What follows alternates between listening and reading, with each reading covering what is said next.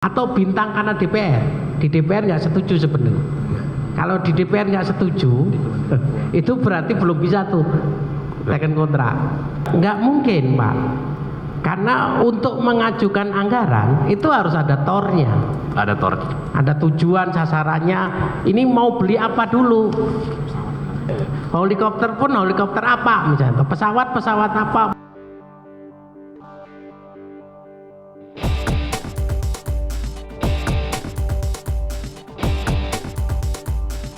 Hai guys, jangan lupa tonton sampai habis agar tidak gagal paham.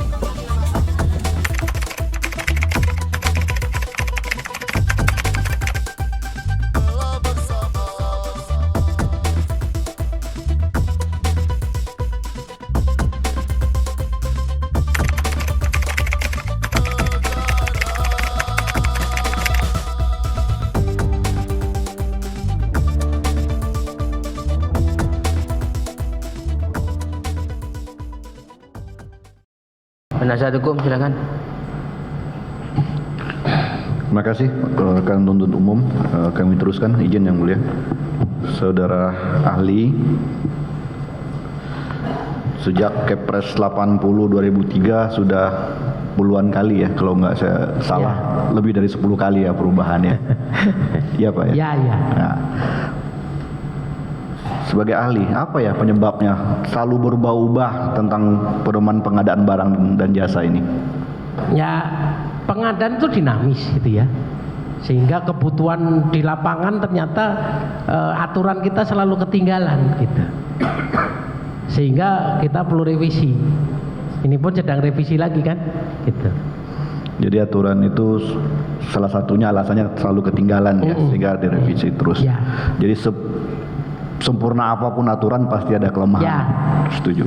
Terus kemudian dalam proses pengadaan, tadi Ali menyebut ada rencana umum pengadaan, terus kemudian tentu pelaksanaan pengadaan kan, persiapan ada ULP, Pokja, dan saya nggak menyambung itu. Ya. Khusus untuk di Kementerian Pertahanan dan lebih khusus lagi itu di TNI AU, apakah saudara ahli mengetahui Apa mengetahui maksudnya? prosesnya atau alurnya itu? Saya kebetulan membina TNI, Pak. Jadi Ya. saya ngajar di TNI, jadi tahu. Ya, karena mohon atas kepengetahuan ahli tadi, mohon di saudara ahli jelaskan bagaimana, karena sesuai dengan tadi sebut ada peraturan Menteri Pertahanan nomor 17 tahun 2014 itu, tata urutannya bagaimana? Tadi seperti yang saya jelaskan tadi, Pak. Oke, dari saudara sudah jelaskan. Terus pertanyaan kami, secara konkretnya rencana umum pengadaan kalau di TNI itu seperti apa? Kalau tadi kan saudara Ali menyebutkan rencana umum pengadaan saja. Secara konkretnya kalau di TNI itu apa namanya untuk alutsista? Jadi gini, kan kembali lagi ya, kalau rencana umum pengadaan alutsista yang rahasia itu nggak boleh diumumkan.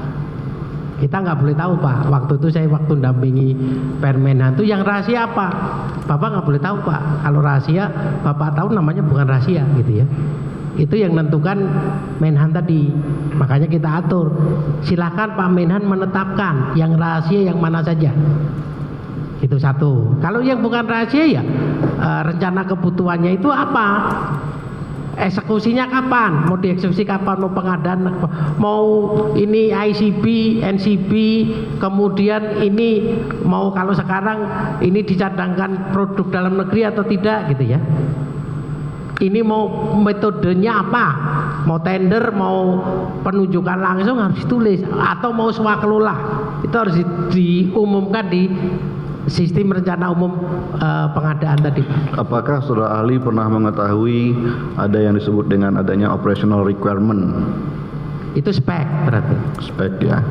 Terus apakah saudara ahli mengetahui bahwa selanjutnya tindak lanjut dari operational requirement atau OPSREC itu adalah adanya kajian? Iya. Iya. Pertanyaan kami, apakah itulah yang menjadi acuan ya, operational requirement atau spek tadi itulah yang menjadi acuan panitia pengadaan, atau dalam sebut tadi kalau sekarang itu adalah ULP, dan tentunya PPK ya atas Ya, PPK dalam melaksanakan. Apakah Ali setuju dengan itu? Ya. Terus kemudian apakah sudah dokumen pengadaan atau dokumen lelang tadi itu sudah dilakukan sesuai dengan operational requirement atau OPSREC, sudah sesuai dengan kajian dan sudah dilakukan tahapan oleh ULP dengan membuat tadi itu baik itu pengumuman, melakukan pengundangan kepada rekanan? Ya. Ya. Terus kemudian terhadap hal itu disusun penentuan pemenang dan ada kontrak.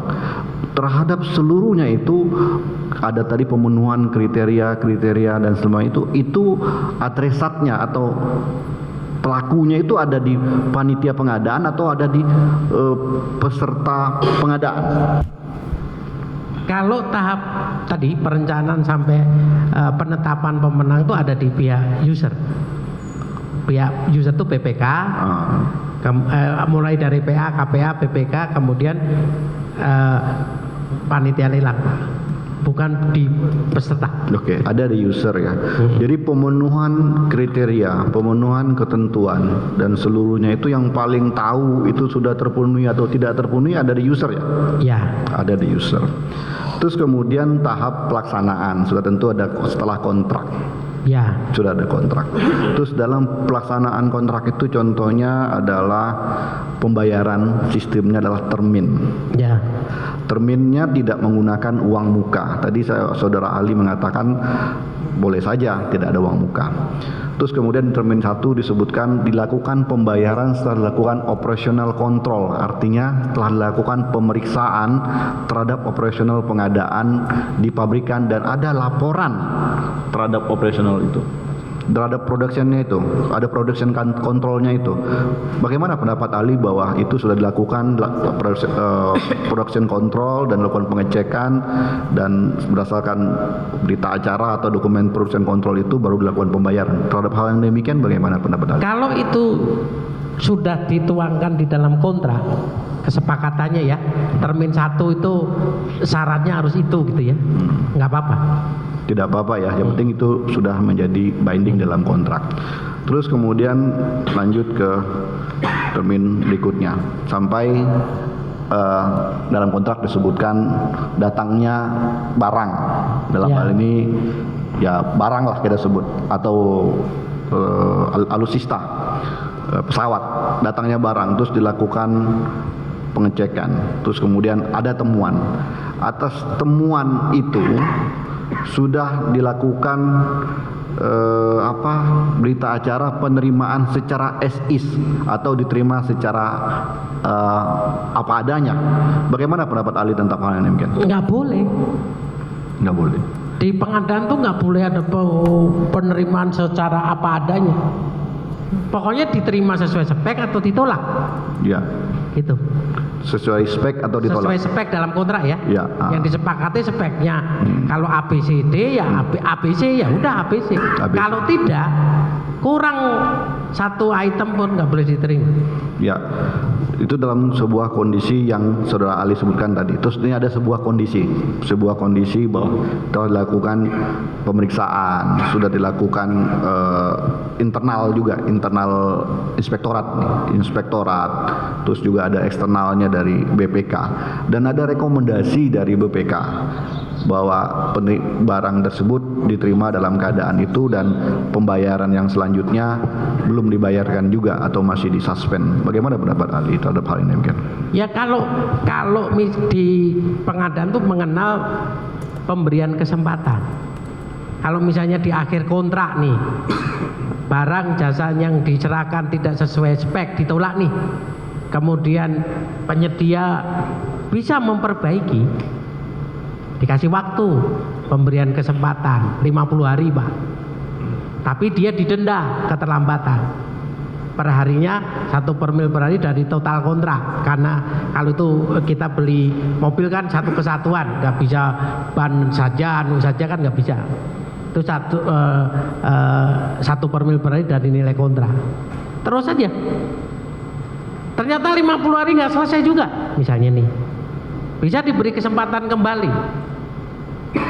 terus nggak selesai lagi, gitu ya, nggak selesai lagi. Saya sering ditanya, Pak, saya boleh nggak memberi kesempatan yang ketiga? Kalau kamu udah ketipu 2 kali ya jangan ketiga, gitu. Mestinya putus kontrak, selesaikan udah, blacklist, gitu. Ya, makasih Ali. Ini sudah kan tadi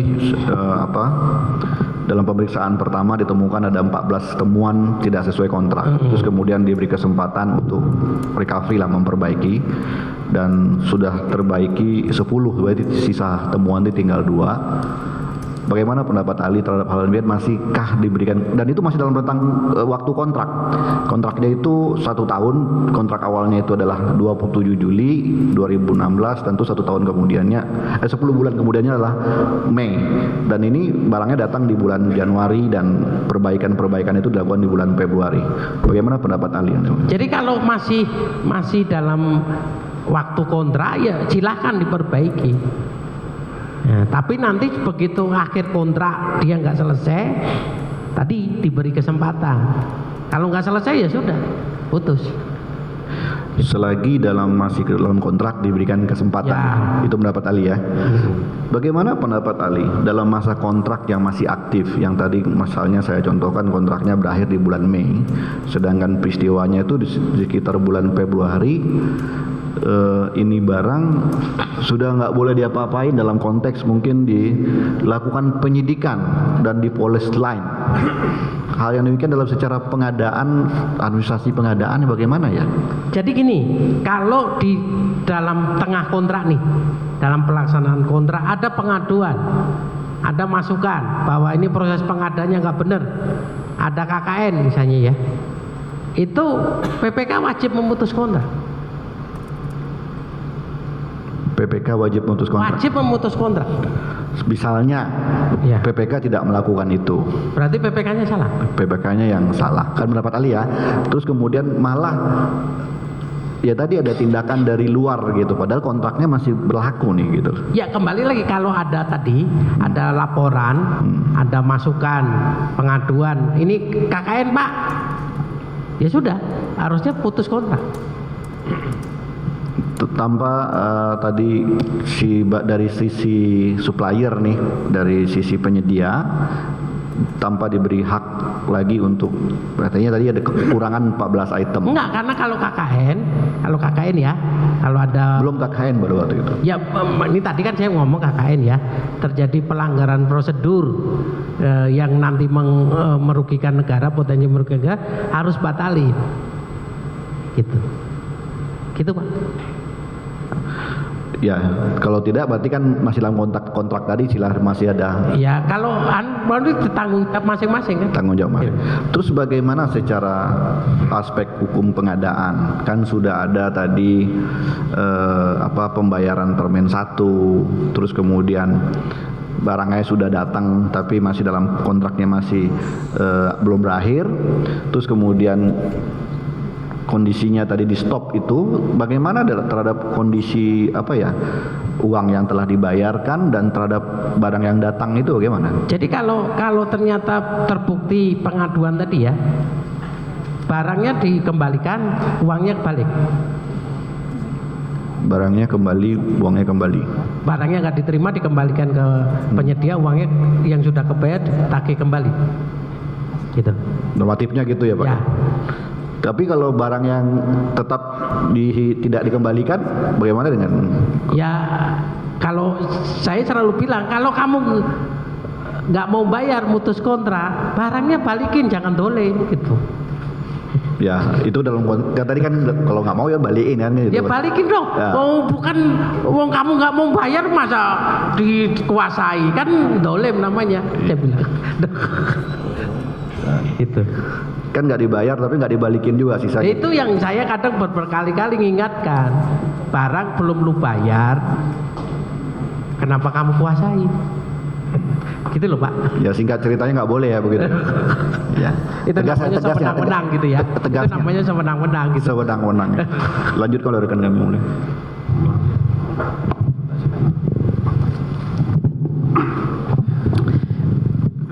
Izin lanjutkan ya mulia. Ya. Saudara ahli ya, tadi saudara ahli menjelaskan bahwa kontrak tidak bisa dilakukan sebelum adanya anggaran tadi. Ya, Sebelum adanya anggaran. Nah, kalau kontrak belum bisa dilaksanakan, apakah proses pengadaan ya itu bisa dilakukan? bisa. Tadi sudah saya jelaskan. Baik. Dalam hal apa saja? Dalam hal apa saja? Apakah misalnya mengundang, meminta referensi harga dan Pokoknya sebagainya? proses sampai penetapan pemenang. Proses sampai Penetapan pemenang. kontraknya saja ya. Kontraknya aja nggak boleh. Kontraknya saja nggak boleh. Gitu. Baik.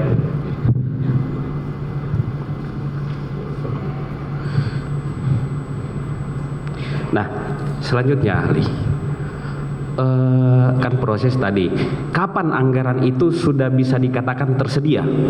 Kalau dokumen anggarannya kalau di APBN namanya DIPA, Pak, Baik, sudah keluar, sudah keluar, sudah disahkan. sudah disahkan ya. Dan sekarang Pak Presiden tuh sudah menyerahkan DIPA 2023, tapi efektifnya 1 Januari. 1 Januari. Iya. Nah, Walaupun sudah diserahkan minggu kemarin. baik. Kemudian berarti menurut ahli setelah DIPA-nya keluar, tanda tangan kontrak itu sah. Boleh. Boleh. Baik. Nah, bagaimana ahli kalau misalnya anggarannya itu dibintangi, ditunda? Bintang itu ada dua. Ada dua. Ya. Bintang karena administrasi. Jadi pemenuhan administrasi itu di Kementerian Keuangan, Pak. Atau bintang karena DPR. Di DPR nggak setuju sebenarnya. Kalau di DPR nggak setuju, itu berarti belum bisa tuh teken kontrak. Tapi kalau bintang karena administrasi, misalnya tornya kurang lengkap, itu sebenarnya karena sudah disepakati DPR masuk di APBN itu boleh. Ya, kan tadi proses penganggaran sudah berjalan nih ahli ya. Tiba-tiba di ujung dibintangi. Iya. Bagaimana dengan status proses tadi? Apakah masih bisa tetap dilanjutkan atau dihentikan seperti saat itu Jadi juga? gini, di Perpres dijelaskan di Perlem LKPP, apabila itu anggarannya tidak disetujui atau dibintangin ya, itu si PA-nya harus appeal dulu ke Kementerian Keuangan. Ini bisa nggak bintangnya cair? Kalau bisa nanti setelah bintangnya turun cair, baru tekan kontrak. Baik. Gitu. Kalau kalau anggarannya sudah cair, bintangnya dilepas. Tapi proses tadi tetap. Tapi kalau yakin ini nggak bisa, DPR nolak nih, gitu ya. Itu berarti tidak bisa. Kalau DPR, kalau misalnya Kementerian Keuangan. Iya, makanya tadi bintang itu ada dua jenis, Pak. Bintang administrasi, pemenuhan administrasi nih dari Kementerian Keuangan tuh bintang itu gara-gara administrasi. Misalnya kasus di tempat saya nih, Pak, saya kebetulan KPA ya. Menteri Keuangan tolong minta persetujuan Menpan dulu untuk meng-hire tenaga di luar PNS. Setelah keluar dari Menpan, bintangnya turun, Pak. Berarti bukan DPR nih. Tapi kalau DPR, ini nggak mungkin nih, nggak sesuai program nih. Nah itu berarti nggak bisa tuh, Pak. Baik, di permenan juga ada ya. Saudara ahli, selanjutnya, kalau di dalam DIPA itu tidak menunjuk misalnya anggaran sekian ditujukan untuk belanja, misalnya tidak spesifik menyebut merek atau apa gitu, tapi secara umum menyebut pembelian kendaraan misalnya. Nah, apakah user bisa memilih sendiri, menentukan sendiri barang yang akan dipilih, dibelanjakan tadi? Nggak mungkin, Pak. Karena untuk mengajukan anggaran itu harus ada tornya. Ada tor. Ada tujuan, sasarannya. Ini mau beli apa dulu? Helikopter pun helikopter apa misalnya, pesawat apa, mobil apa. Kalau hanya disebut pesawat seperti itu, ya kan harus di tornya harus ada kegunaan. di tornya, di tor. Tornya itu harus ada. Ini mau dipakai untuk apa? Baik. Speknya kayak apa? Gitu. Tidak boleh umum. Pasti kalau umum bicara itu, Pak. Gitu. Baik, terima kasih Ali. Selanjutnya Ali, dalam proses pengadaan alutsista Jika pabrikannya itu berada di luar negeri, pabrikan itu hanya ada satu. Apakah diperbolehkan menunjuk agen atau semacam representatif di Indonesia seperti itu? Pertanyaannya gimana? Apakah dibenarkan misalnya pabrikan ini berkedudukan di luar negeri, untuk mengikuti lelang alutsista si pabrikan menunjuk agen atau semacam representatif untuk Itu mengikuti tadi produsen tadi. haknya produsen Haknya tadi. produsen. Dia mau nawar sendiri, dia mau nunjuk agen tunggalnya, silakan. Gitu ya. Nah, kemudian proses tadi, kembali tadi ke proses pengadaan tadi, misalnya undangan untuk pengadaan dan lain sebagainya, apakah undangan-undangan seperti itu ditujukan kepada agen atau representatif tadi apa atau ke pabrikan? Ini tadi gunanya survei tadi, Pak. Jadi saya waktu dampingi pesawat presiden itu gagal 3 kali sebelum saya masuk. Ternyata gagalnya apa? Persyaratannya aneh. Siup sama NPWP tadi. Begitu saya masuk, saya bongkar tuh syaratnya. Boeing sama Airbus mau nawar. Mau nawar langsung. Langsung ya. Jadi Iya. seharusnya langsung. Terus penyebab yang kedua apa? Pengadaan pesawat tuh nggak mau ada jaminan penawaran. Boeing tersinggung, Pak. Lu nggak percaya sama gua gitu. Akhirnya saya hapus tuh jaminan penawarannya. Baru dia mau nawar.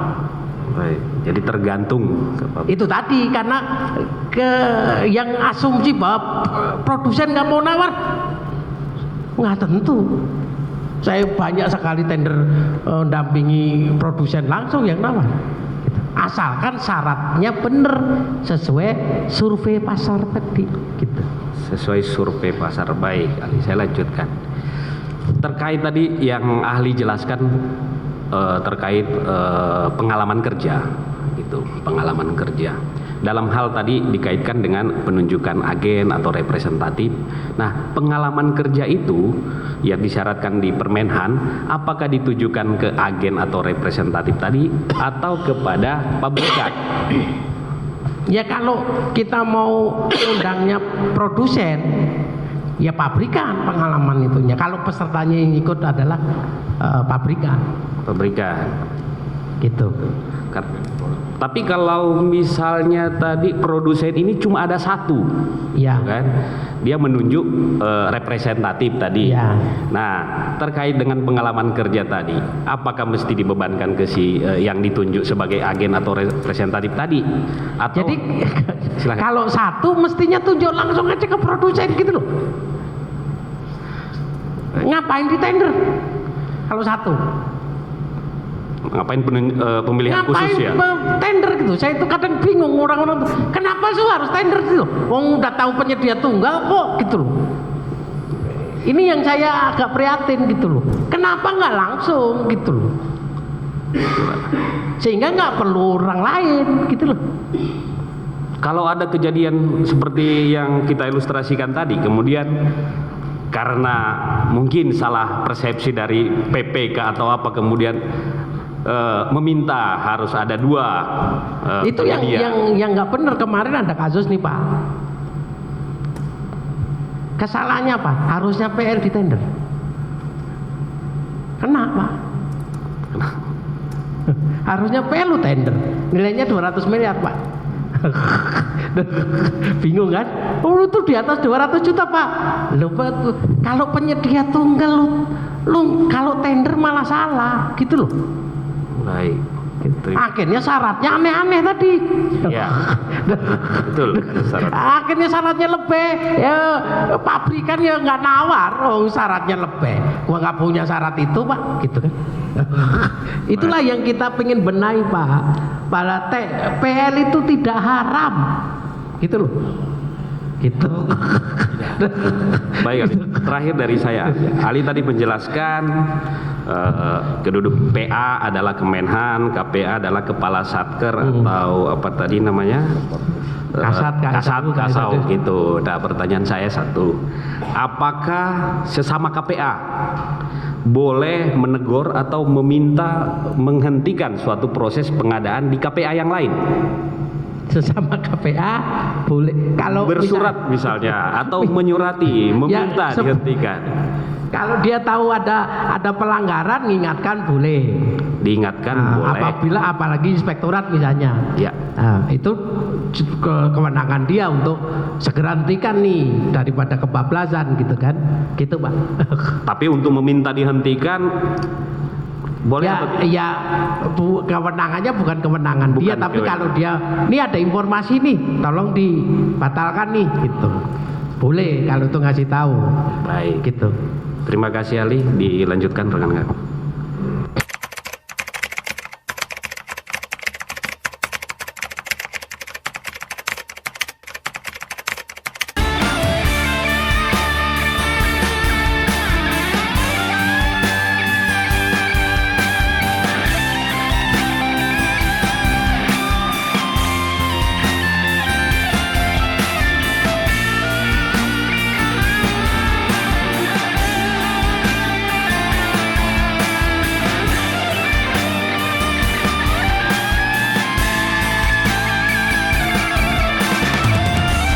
Tegakkanlah kebenaran, wujudkanlah keadilan, timbangkanlah kezaliman, ciptakanlah perdamaian.